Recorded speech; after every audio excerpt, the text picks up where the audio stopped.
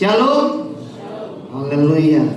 Baik, puji Tuhan Bapak Ibu. Terima kasih kepada Bapak Gembala GBI Padang Hijau Center yang memberikan kesempatan kepada saya untuk melayani firman Tuhan hari ini. Ini sesi yang kedua. Saya diberi kesempatan 3 sesi. Ini sesi yang kedua. Perkenalkan Bapak Ibu saudara terkasih, nama saya Pendeta Joni Gunawan. Iya. Marga saya marga Tan ya Bapak Ibu. Iya. Kalau bahasa Chinese-nya C-nya Tan, jadi setan ya Bapak Ibu. Iya. Setan yang diperbaharui Tuhan untuk menyampaikan isi hati Tuhan hari ini. Saya bukan berasal dari Lucifer, tapi saya sudah dimenangkan oleh Tuhan. Haleluya. Bapak Ibu saudara terkasih, saya sudah menikah. Anak saya 3, istri saya orang kita Nias. Ya, tadi kata di sesi pertama banyak orang Nias. Kalau sesi kedua banyak suku apa?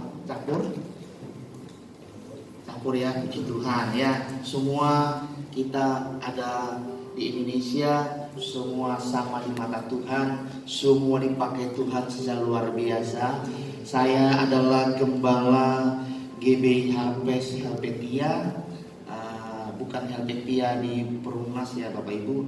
Saya di pinggiran kota Medan, istilahnya ngintip-ngintip Medan itu seperti apa, itu ada di tempat saya. Ya, saya kalau tahu KFC Jalan Sumarsono mau anak kebrayan, saya di belakangnya di Jalan Serbaguna. Kalau di map itu ada tuh, ya. Tapi Bapak Ibu nggak usah ke sana. Bapak Ibu setia saja di tempat ini. Haleluya. Amin. Ya, Bapak Ibu nggak usah ke sana. Bapak Ibu di tempat sini saja. Supaya apa? Kita harus setia berakar di mana kita berada. Amin. Bapak Ibu saudara terkasih di dalam Tuhan, hari ini firman Tuhan mau berbicara dalam hidup saya dan saudara, proses menghasilkan kesuksesan. Iya. Oke. Proses menghasilkan kesuksesan. Bapak Ibu saudara terkasih harus tahu, semua orang itu mau yang namanya alami menjadi orang yang sukses. Semua orang mau menjadi alami orang yang berhasil. Tidak ada orang yang tidak mau berhasil, tidak ada orang yang tidak mau beruntung dan sebagainya. Semua mau sukses, semua mau berhasil. Segala cara dipikirkan, direnungkan, didoakan dan sebagainya. Tapi Bapak Ibu harus tahu bahwa banyak orang sukses tidak bertahan lama. Karena apa? Karena cara-cara yang instan, cara-cara yang tidak sesuai, banyak saling mengikut, saling menjelekkan dan sebagainya. Kenapa orang sukses itu tidak bertahan lama? Karena diawali dari proses yang gampang-gampang saja. Jadi ketika Bapak Ibu saudara terkasih sekarang sedang diproses oleh Tuhan, jangan kecewa kalau teman-temanmu, saudara-saudaramu lebih berhasil. Jangan pernah kecewa, tapi syukuri. Aku mau dipakai Tuhan lebih lagi. Amin. Saudara dan saya mau diberkati Tuhan lebih lagi. Jangan takut, jangan gemetar. Ketika proses itu membuat kita tidak berdaya, ketika proses itu tidak ada jalan keluar, jangan takut. Karena Tuhan izinkan kita nanti ketika berhasil, bukanlah berhasil sebentar, tapi kita berhasil yang bertahan lama, beri kemuliaan untuk Tuhan. Ketika saya dan saudara mau menjadi pribadi yang bertahan lama di dalam keberhasilan itu, kita harus lihat bahwa kita harus melalui beberapa hal yang kita perhatikan. Orang yang sukses bertahan lama jika ia mampu melewati tahapan proses dengan tahan uji. Jadi kalau ada masalah jangan cengeng. Jadi ada masalah jangan cari jalan pintas. Kalau anak muda biasanya kalau putus cinta kali dia sama cowok ini, cinta kali dia sama cewek ini, enggak, kalau putus dia merasa semuanya sudah hancur dan sebagainya. Tapi ingat bahwa Tuhan tidak pernah menghancurkan kita ketika kita mengalami kegagalan. Bapak Ibu saudara terkasih, pernah alami kegagalan? Pasti dalam hidup kita pernah yang mengalami sebuah kegagalan. Mungkin berulang kali, mungkin saat ini kita sedang mengalami kegagalan. Jangan takut, jangan menyerah, jangan ambil baygon, jangan cari pistol, apalagi jangan cari racun, tapi carilah Yesus untuk kita tahan uji dan jadi pemenang. Bapak Ibu, kalau kita jadi pemenang, kita akan lewati semua. Masalah boleh terjadi, kesulitan itu sangat tidak ada jalan. Jangan takut, tahanlah, bertahan dalam proses Tuhan. Karena di balik proses Tuhan yang berat itu, ada jalan keluar yang luar biasa. Orang mungkin berkata, itu pendeta hanya bisa ngomong doang. Bapak Ibu saudara terkasih, saya tidak pernah khotbah apa yang tidak pernah saya lakukan, apa yang tidak pernah saya alami. Kenapa? Itu khotbahnya hanya teori. Tapi saya mau khotbah itu apa yang saya alami bersama dengan Tuhan. Amin. Bapak Ibu, saya tidak pernah akan membawa orang hanya mengenal Tuhan. Itu masalah kecil, masalah gampang. Tapi saya rindu ketika saya khotbah, dimanapun Tuhan percayakan saya khotbah, saya mau Tuhan membawa orang-orang mengenal Tuhan, dan Tuhan izinkan mereka mengalami Yesus itu secara pribadi. Kalau saya dan saudara alami Yesus itu secara pribadi, kita akan mengenal Yesus itu sungguh mampu menyembuhkan, Yesus itu mampu menolong kita. Mungkin kita hancur, bangkrut usaha kita dan sebagainya.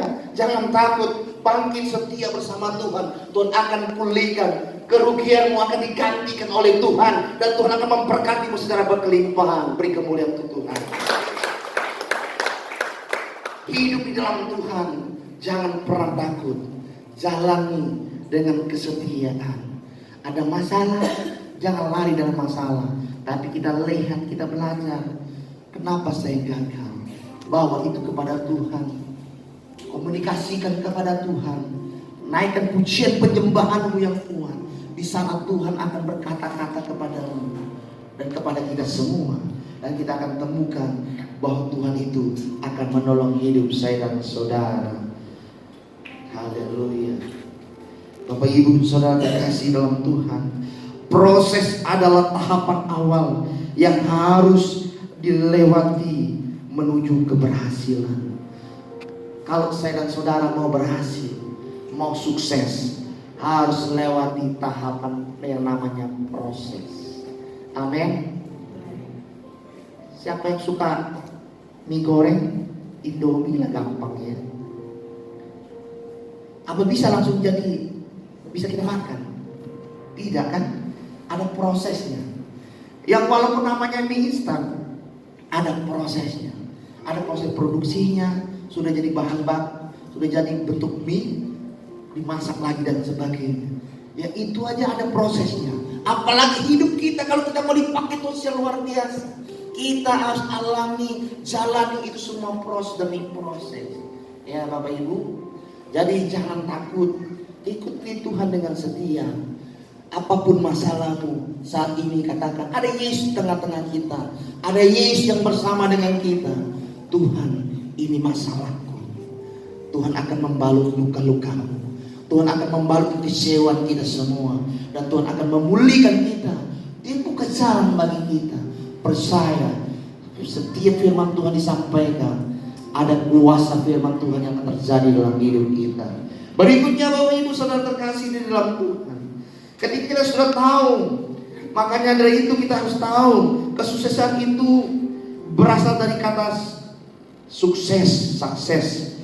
Kesuksesan adalah tahapan tercapainya tujuan yang ingin dicapai dengan usaha dan perjuangan yang keras melalui proses yang konsisten. Amin. Tuhan berkata, Tuhan butuh orang-orang yang konsisten. Tuhan tidak butuh orang yang lemah. Tuhan tidak butuh orang yang cengeng, tapi Tuhan butuh orang yang konsisten. Karena orang yang konsisten adalah orang-orang yang kuat, orang-orang yang tahan uji, orang-orang yang walaupun tidak ada harapan lagi, dia tetap bertahan. Karena dia percaya Yesus akan mampu menolong dia. Tuhan tidak ciptakan kita menjadi orang yang enak-enak saja Bapak Ibu. Karena Tuhan mau menciptakan kita menjadi orang yang luar biasa. Makanya kita diizinkan Tuhan jalani proses-proses yang luar biasa. Jadi, jadilah pribadi yang tahan uji. Artinya konsisten, bertahan sampai kita jadikan kita jadi orang yang pemenang. Kalau ada pergumulan kita belum dijawab Tuhan, jangan berhenti.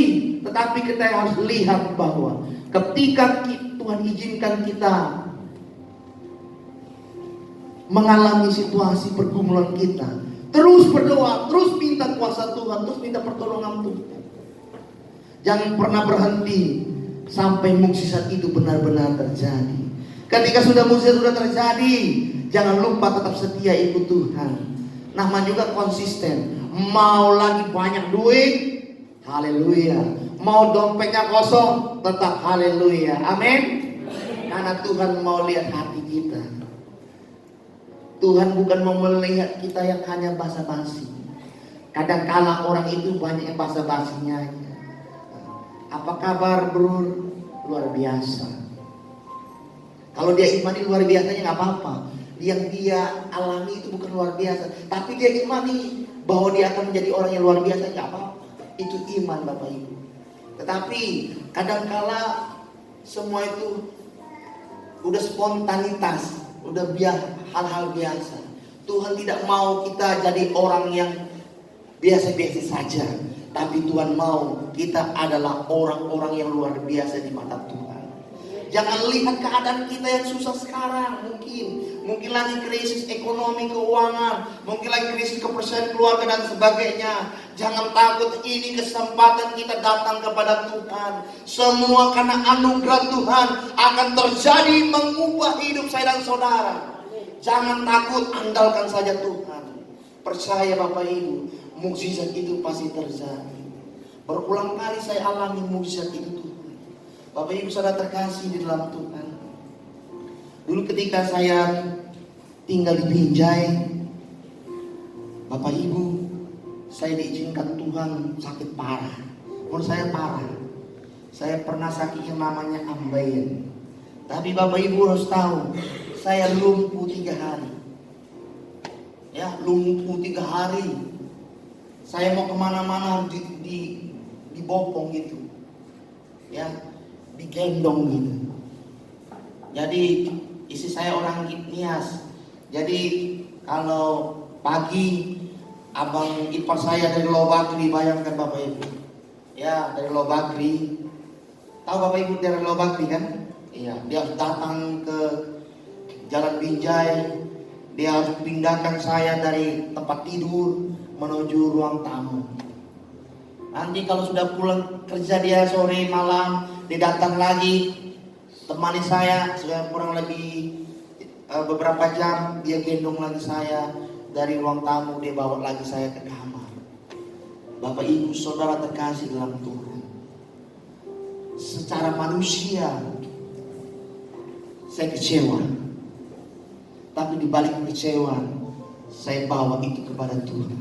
Saya tanya, apa maksud Tuhan ini semua? Apa maksudmu Tuhan atas semuanya ini? Hari ketiga Bapak Ibu, tengah malam jam 12, istri saya sedang menyembah, menangis dan sebagainya.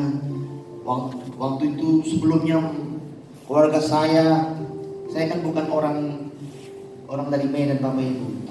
Saya dari luar Medan.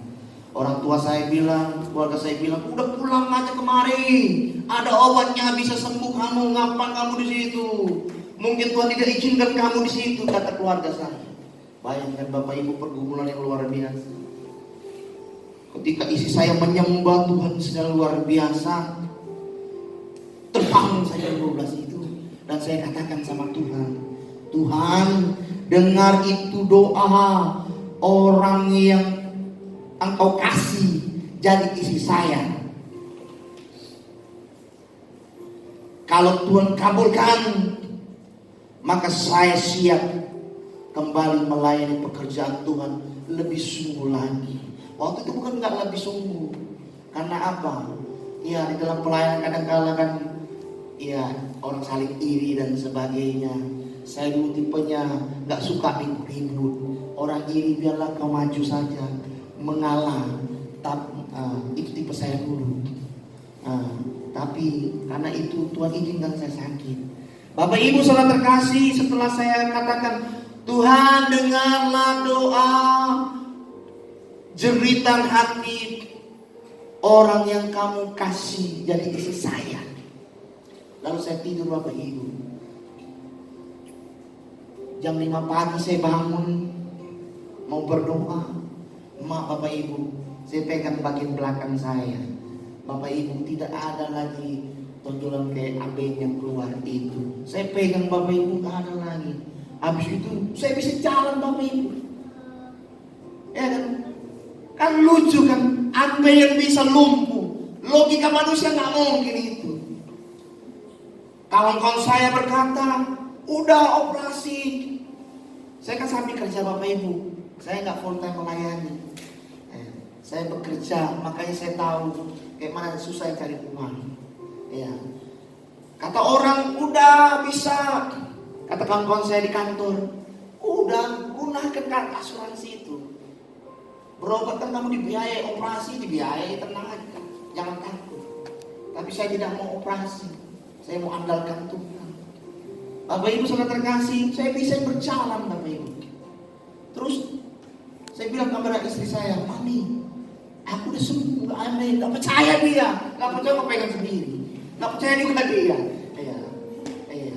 Aku tunjukkanlah sama dia, biar dia percaya. Haleluya. Datang pagi abang iparku, terkejut dia. Kenapa kau paksakan kau berdiri, nanti kau jatuh tumbang pula. Tuhan sudah sembuhkan saya. Gak percaya juga dia, tunjukkanlah sama dia. Hai masuk kamar, tunjukkan sama dia. Benar percaya, terheran-heran dia.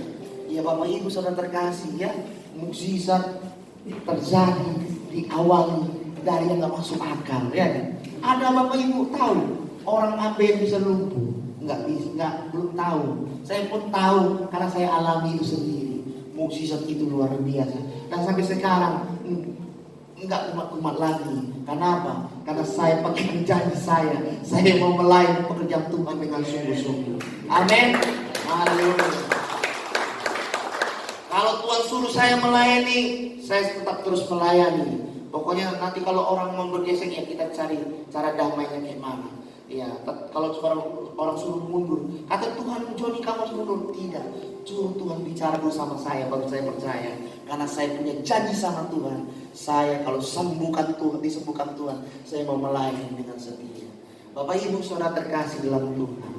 Ya, jadi di dalam pergumulan kita, proses kita membuat kita harus alami itu Yesus secara pribadi.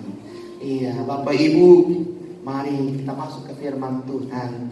Lukas pasal 16 ayat 10. Ya, firman Tuhan berkata, barang siapa setia dalam perkara-perkara kecil, ia setia juga dalam perkara-perkara besar. Dan barang siapa tidak benar dalam perkara-perkara kecil, ia tidak benar juga dalam perkara-perkara yang besar. Ya, Bapak Ibu saudara terkasih di dalam Tuhan, di sesi pertama tadi firman Tuhan yang saya bawakan adalah menghitung berkatnya Tuhan. Ya, ditampilkan ada uang 1.000. Kalau dulu kan namanya kalau dibilang duit mata hijau ya kan. Iya, zaman sekarang nggak laku lagi mata hijau. Mata apa? Mata biru. Biru pun nggak laku lagi. Ada mata merah. Kenapa? Uang 100.000 warnanya merah Bapak Ibu. Ya. Bapak Ibu saudara terkasih dalam Tuhan.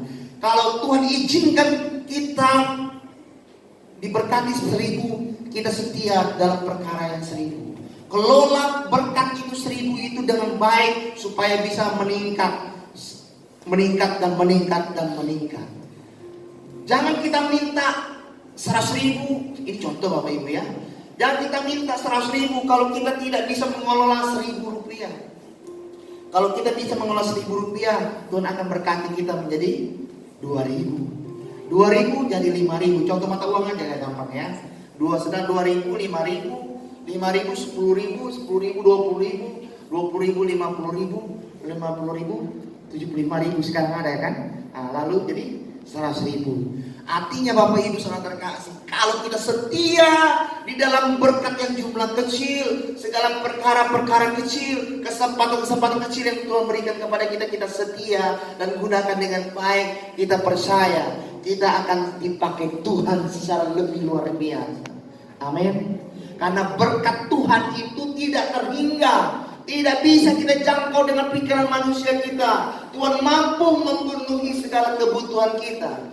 Jangan hanya kita minta, tapi kita mau bersandar diri kepada Tuhan. Tuhan lebih tahu apa yang menjadi kebutuhan kita. Maka kalau di pelayanan yang saya layani, saya katakan kepada jemaat, nggak perlu banyak kita berdoanya berkata-kata, tapi yang perlu banyak adalah kita kuat dalam pujian dan penyembahan kepada Tuhan. Tujuannya apa? Saya mau jemaat yang saya layani adalah jemaat yang mampu menggetarkan hati Tuhan. Kalau kita mampu menggetarkan hati Tuhan, nggak perlu kita katakan Tuhan aku butuh uang sekian. Tidak perlu. Tuhan itu Tuhan yang maha tahu. Tuhan itu Tuhan yang tahu segala-galanya. Dia tahu apa yang kita butuhkan sekarang dan sampai berapa tahun ke depan. Sepanjang hidup kita, Tuhan tahu kebutuhan kita. Makanya Tuhan itu menolong kita berdasarkan pergumulan doa kita, juga berdasarkan inisiatif yang Tuhan berikan sendiri ke dalam hidup saya dan saudara. Jadi Bapak Ibu Saudara terkasih, kalau kita diberi berkat berapapun, kita syukuri, kelola dengan baik dan percaya. Kalau kita setia, kita akan menjadi orang-orang yang luar biasa, orang-orang yang diberkati Tuhan secara lebih lagi. Berikutnya Bapak Ibu, proses dimulai dari segala perkara yang kecil. Proses membutuhkan kesetiaan untuk menyelesaikannya. Jadi ketika kita menjalani proses, sedang diproses oleh Tuhan, yang Tuhan mau adalah sejauh mana kita bisa setia sama Tuhan. Amin Bapak Ibu.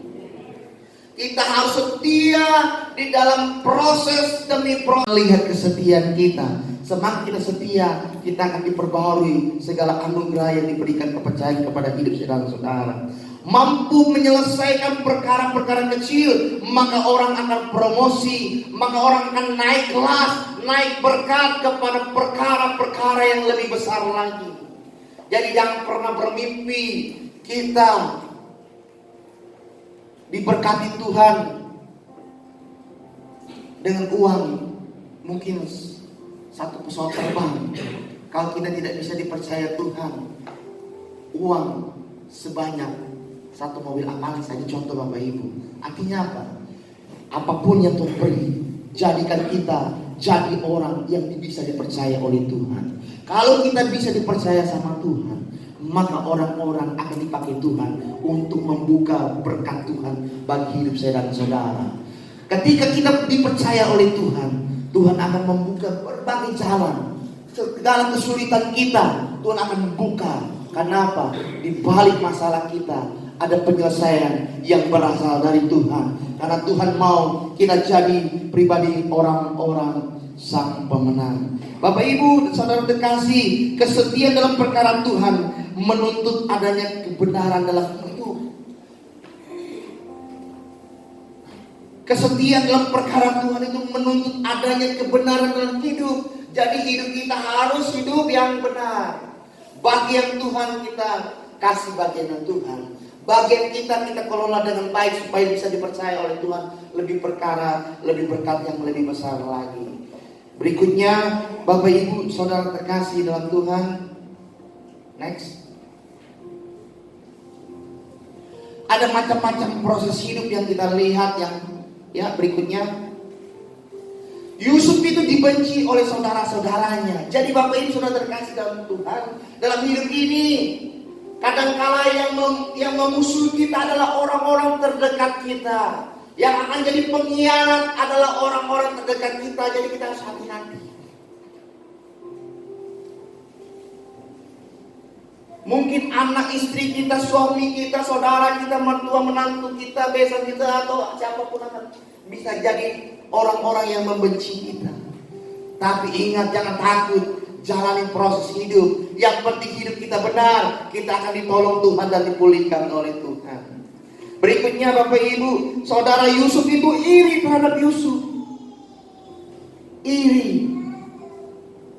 Banyak orang dalam hidup kita ini, dia iri dengan keberhasilan kita. Amin. Di pelayanan saya pernah terjadi goncang yang luar biasa tahun 2020. Minggu pertama terjadi keanehan. Kenapa? Karena apa?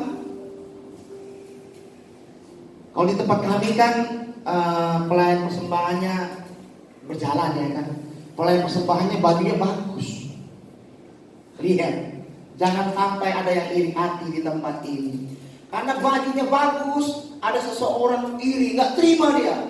Kenapa baju dia bagus? Kenapa bapakku nggak bisa kasihku baju yang bagus? Kenapa abangku nggak bisa kasihku baju yang bagus? Yang terjadi setelah itu apa yang terjadi? Pura-pura dia kesurupan, lari dibawa orang tuanya ke dukun sakti, enggak sembuh. Katanya doa pendeta Joni Gunawan enggak bisa sembuhkan orang. Ya enggak apa-apa. Mana bisa saya menyembuhkan orang? Yesus yang mampu menyembuhkan orang. Amin. Iya, saya sama Bapak Ibu sama aja, ditembak mati juga. Iya kan? Iya. Ya kan Bapak Ibu? Iya. Ditembak aja masih mati juga. Iya. Sama kita. Dia cari pendeta sakti di kota Medan katanya. Kalau sekali begini tumbang semua kata-katanya. Tapi saya belum pernah jumpa sama pendeta itu. Saya nggak tahu betul apa enggak. Pergi dia ke sana, nggak sembuh juga Bapak Ibu. Lalu pergi lagi ke dukun, nggak sembuh. Habisnya uang luar biasa. Terakhir saya berkata, Bapak Ibu ambil keputusan, ikut Yesus, tetap di sini, ikut setan, berarti ke tempat yang lain. Karena sekali kita ikut Yesus, apapun masalah kita, baik masuk akal maupun tidak masuk akal, kita libatkan dan andalkan, serahkan sama Tuhan. Kalau orang lain, saya katakan, kalau orang lain saja alami banyak mujizat di tempat ini, kenapa kalian tidak alami? Berarti kalian tidak andalkan Tuhan lebih sungguh lagi. Bapak Ibu saudara terkasih dalam Tuhan, akibat orang yang iri hati, kehancuran hidup yang terjadi terhadap mereka. Jadi Bapak Ibu, kalau orang yang iri hati, biarkan saja dia mau iri sama kita. Yang penting kita selalu hidup benar. Jangan pamer, jangan sombong. Hidup saja dalam kebenaran dan kita akan lihat pertolongan Tuhan itu yang dahsyat. Berikutnya, ya, Yusuf tidak mau mengambil hak orang lain. Ya, Yusuf itu tidak mau mengambil kesempatan, walaupun dia ketika dia diberi kepercayaan oleh atasannya, dia jaga kepercayaan atasannya. Amin. Iya, ada kaitan juga dengan peristiwa yang terjadi di Pulau Jawa ya. Usah saya singgung, pasti Bapak Ibu tahu lah ya kan. Terkenal sekali ya kan. Di YouTube setiap hari saya lihat itu semua kasusnya dari awal sampai semalam saya ikuti terus itu ya. Yusuf dia diberi kepercayaan, dia tidak mau menyalahgunakan. Coba kalau dia menyalahgunakan ketika itu, ya kan, pasti terjadi apa Bapak Ibu? Pasti terjadi perselingkuhan. Orang bosnya pergi, dia sama istri bosnya ada di rumah, ya kan? Logika manusia, setan masuk, iblis bekerja, ya terjadilah. Tetapi Yusuf adalah orang yang dipakai Tuhan. Yusuf adalah teladan orang yang bertahan di dalam hidup setia kepada Tuhan. Apapun rayuan, apapun godaan, dia tetap bertahan di dalam kebenaran. Ya, Bapak Ibu saudara terkasih di dalam Tuhan, berikutnya kita akan melihat lihat gambar. Banyak orang hancur dalam proses karena tidak mampu ketika dibenci orang lain dan terlalu iri hati. Kadang-kala orang itu tidak mampu bertahan jalani proses Karena dia tidak mau dibenci orang. Kalau dibenci, dia nggak bisa dibenci orang. Akhirnya apa? Ikut-ikutan. Anak muda berkata, kalau nggak ngerokok, berarti bencong. Karena dia tidak mau dibenci orang, dia ikut-ikutan merokok dan sebagainya. Kalau nggak SS, SS Bapak Ibu, sabu-sabu. Kalau nggak pakai sabu-sabu, nggak keren, kata orang. Kalau dia tidak bisa menerima, dia akan dibenci orang ketika dia hidup benar, maka dia akan ikut-ikutan. Dia sabu-sabu, merokok dan sebagainya. Tetapi ingat, anak Tuhan siapapun kita adalah orang yang dipakai Tuhan, hamba-hamba Tuhan juga. Kita harus hidup benar. Walaupun dibenci orang iri sama kita, jangan takut. Kita harus pegang konsisten hidup itu. Kebenaran di atas segala-galanya. Amin. Jangan takut. Lihat tuh Bapak Ibu gambar ya kan. Yusuf, dia tetap bertahan. Dia lari supaya mengamankan posisi. Yusuf, apa yang terjadi? Ditarik pakaiannya, lihat gambar Bapak Ibu. Iya. Akibatnya apa? Terakhir nanti dia akan difitnah. Berikutnya Bapak Ibu, kita akan melihat, ya tampilkan. Banyak orang hancur dalam proses ketika dia tidak mampu mengendalikan dirinya atas godaan dan tantangan yang ada. Dan kita bersyukur, Yusuf walaupun digoda luar biasa, difitnah luar biasa, dia bilang begini begitu sama istri majikannya, dia tetap bertahan mengatakan kebenaran. Risiko boleh ada, tetapi kebenaran harus di atas segala-galanya. Kita persiapkan firman Tuhan dari Ayub pasal 42 ayat 2. Berikutnya tampilkan slide-nya. Ya, kita akan melihat sikap. Tadi kita lihat macam-macam proses. Yang berikutnya kita akan melihat sikap dalam menghadapi proses. Firman Tuhan berkata, Ayub pasal 42 ayat 2. Aku tahu bahwa engkau sanggup melakukan segala dan tidak ada rencanamu yang gagal. Ayub menyadari bahwa di dalam perkaranya Tuhan, di dalam prosesnya Tuhan tidak akan membiarkan dia gagal. Belajar dari Ayub, kita belajar bahwa apapun yang terjadi dalam hidup kita, ingat, kita adalah pribadi yang menang. Kita tidak akan jadi gagal. Proses boleh terjadi karena Tuhan memproses kita, melatih kita untuk menjadi orang yang taat dan setia kepada Tuhan. Ketika kita taat dan setia kepada Tuhan, kita akan belajar dari Ayub, alami kemenangan demi kemenangan.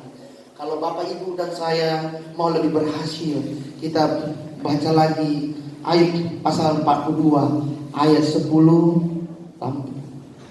Firman Tuhan berkata, lalu Tuhan memulihkan keadaan Ayub setelah ia meminta doa untuk sahabat-sahabatnya, dan Tuhan memberikan kepada Ayub 2 kali lipat dari segala kepunyaannya dahulu. Bertahan dalam proses Tuhan, akan terjadi pemulihan dan berkat. Amin. Jangan doakan orang lain celaka, tapi belajar dari Ayub. Justru dia mendoakan sahabat-sahabatnya. Sahabat-sahabatnya yang menjelekkan dia, sahabat-sahabatnya yang menertawakan dia, tapi Ayub doakan kepada Tuhan supaya orang-orang itu diberkati Tuhan, ditolong Tuhan dan sebagainya.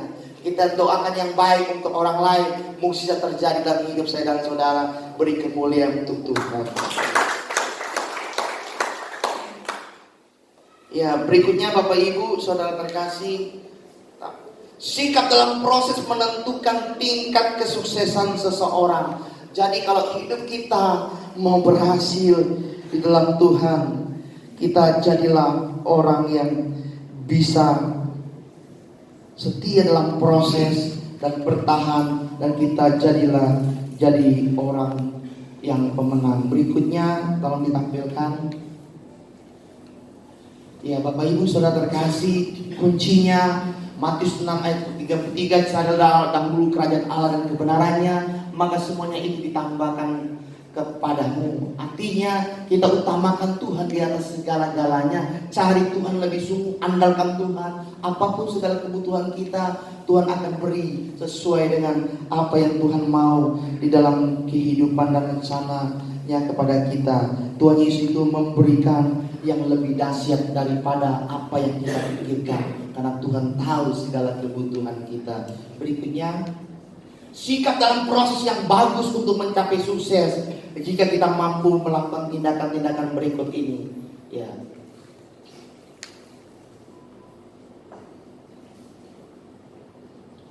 Yang pertama, utamakan Tuhan lebih dari segalanya.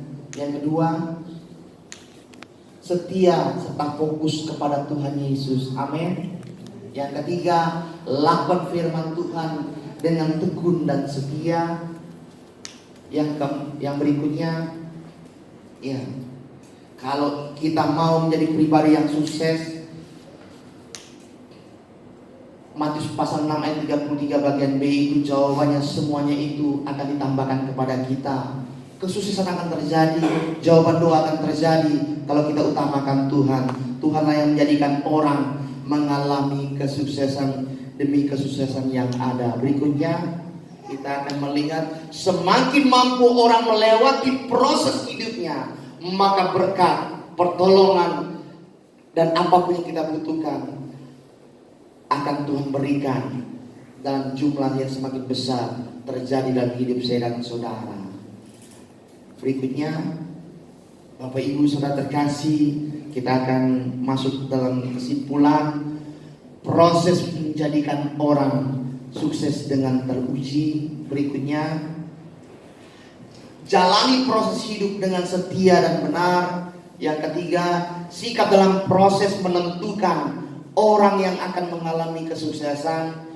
Kesuksesan terjadi karena orang mampu melewati dan menjalani proses hidup dengan setia dan hidup yang benar. Demikian kebenaran firman Tuhan. Kita percaya Roh Tuhan akan menuntun hidup kita untuk semakin kita setia dalam proses dan kita menjadi orang-orang yang berhasil. Mari kita bangkit berdiri.